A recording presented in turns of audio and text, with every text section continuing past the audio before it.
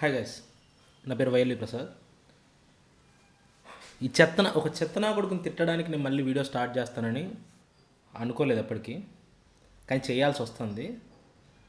ఆకేష్ అని ఒకటి తిరుగుతూ ఉంటాడు యూట్యూబ్ ఛానల్లో. సెల్ ఫోన్ ఇట్లా పట్టుకొని ప్రపంచం అంతా నేనే చూపిస్తా, నేనే పెద్ద పోటు మోగన్ అన్నట్లు ప్రచారాలు చేసుకుంటూ ఉంటాడు. వాడి గురించినే ఈ వీడియో చేస్తూ ఉన్నా. బీహార్ నుంచి మనుషుల్ని మాట్లాడి ప్రొడ్యూసర్లు రివ్యూవర్లను లేపేయాలంట. అంటే మర్డర్లు చేయమని వీడు సలహాలు ఇస్తున్నాడు.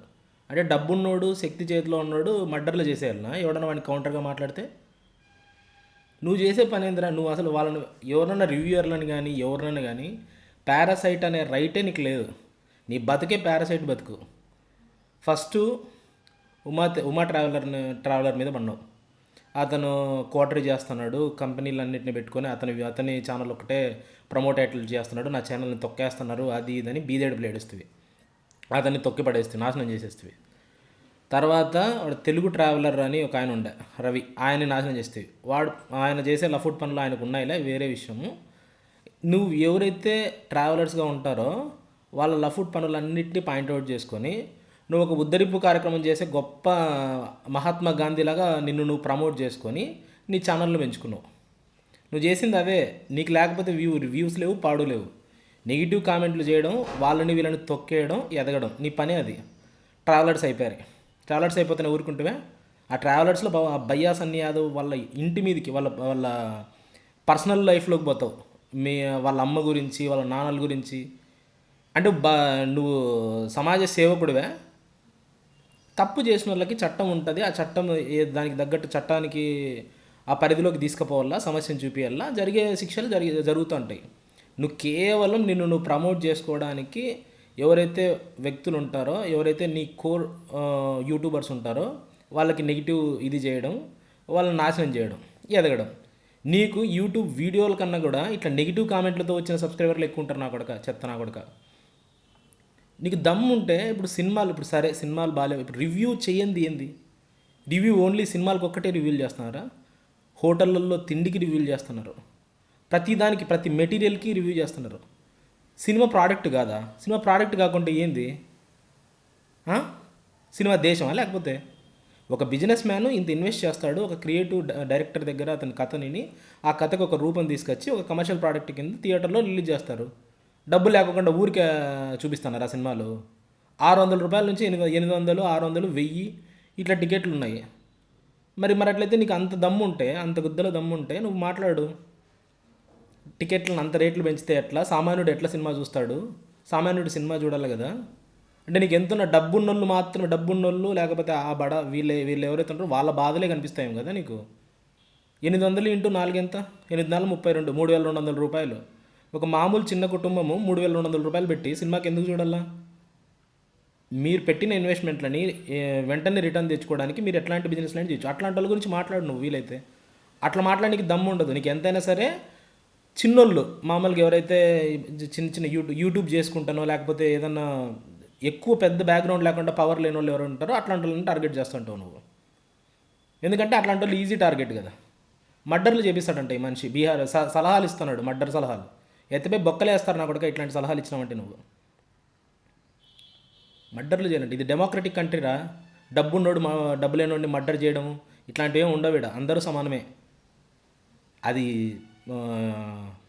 జరగకపోవచ్చు కానీ నిజంగా మన రాజ్యాంగంలో ఉండేది అదే.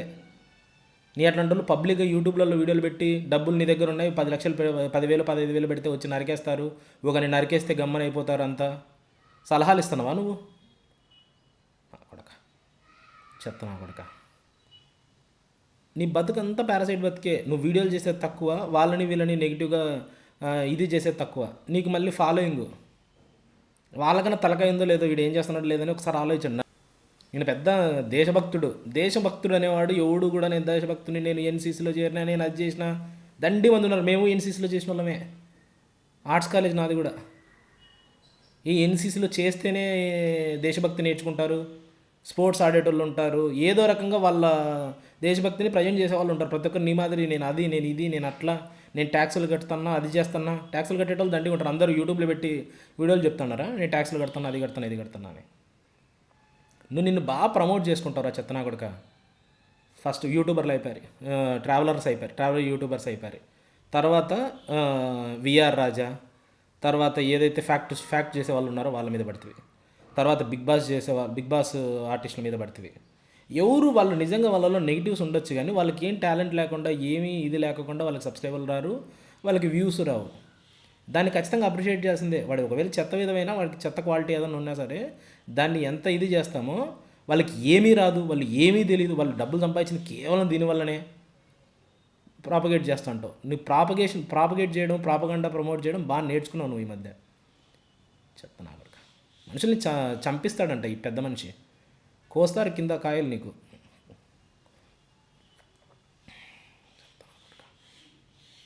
మనుషుల్ని ఫస్ట్ మర్యాదగా మాట్లాడేది నేర్చుకో. ఏదైనా విమర్శ అనేది నా నా నా నా మీద నాకు అసహ్యం వేస్తుంది ఇట్లా మాటలు మాట్లాడాల్సి వస్తుందని. మనుషుల్ని మర్యాదగా మాట్లాడి మర్యాదగా విషయాలని చెప్పేది నేర్చుకో.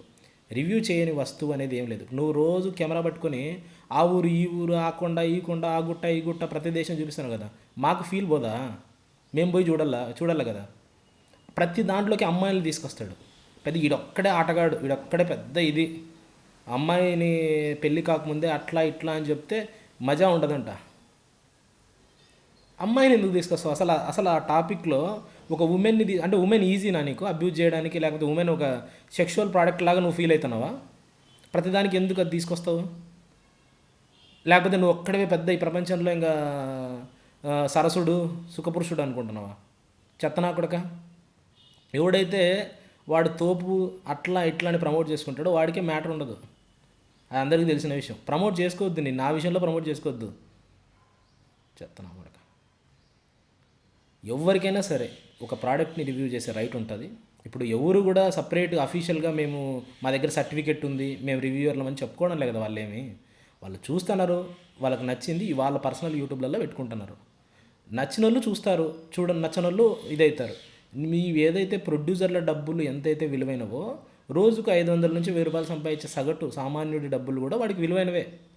వాడికేం ఉచితంగా రావు. పొద్దున్న నుంచి సాయంత్రం వరకు బండలు మోసి సంపాదించే మేస్త్రీలు ఉంటారు, కార్పెంటర్లు ఉంటారు, ఎలక్ట్రీషియన్లు ఉంటారు. ఇట్లాంటి వాళ్ళందరికీ జీవితాలలో రోజుకు 500 1000 సంపాదన. నీ మాదిరి వాళ్ళని వీళ్ళని తిట్టి కోట్లు సంపాదనలే ఎవరిడా. నువ్వు బయటకు వచ్చి ఇక్కడ మామూలు సామాన్య జనాల జీవితాలను ఇప్పుడు చూస్తే నా కొడక నీకు అర్థమవుతుంది. ఈ మధ్య ఏసీలలో తిరుగుతున్నావు కాబట్టి నీకు కనపడంలే. అంత ఈజీగా ఏం లేవు ఇక్కడ జీవితాలు.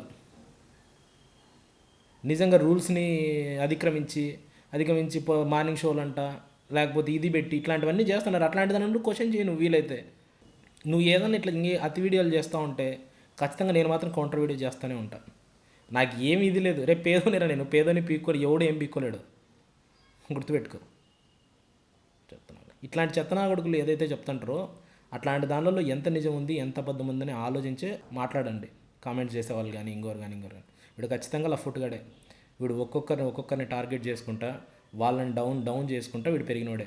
కానీ వీడేదో పెద్ద టాలెంట్తో నేను ఒక్కనే టాలెంటెడ్ ఫెలో అనే ఇదిలో ప్రమోట్ చేసుకుంటాడు, కానీ వీనికి అంత సీన్ లేదు. ఒకసారి మీరే నేను చెప్పింది నిజమో కాదో ఒకసారి ఆలోచించండి. మర్డర్లు చేపిస్తాడంట, మర్డర్లు చేపిండి సార్, మర్డర్లు చేపియండి సార్, సలహాలు ఇస్తాడు పెద్ద మనిషి. చెత్త నా కొడుకు. ఇప్పుడు ట్రావెలింగ్ ఏజెంట్స్ ఉంటారు, వాళ్ళందరి కడుపు నువ్వు కొడతాను. మామూలు ట్రావెల్ ఏజెన్సీస్ నడిపేటోళ్ళు వాళ్ళందరూ కోటరే నిన్ను లేపేస్తే ఆ సలహా వాళ్ళు తీసుకొని ఎవరి పని వాళ్ళు చేసుకోవాలా. వాళ్ళ పనిలో వీళ్ళ పనిలో వాళ్ళ దాంట్లో వీళ్ళ దాంట్లో ఏళ్ళు పెట్టి వాసన చూసుకుంటే అది చెత్త పని అవుతుంది. చెత్త నా కొడుకు. అర్థమైందా?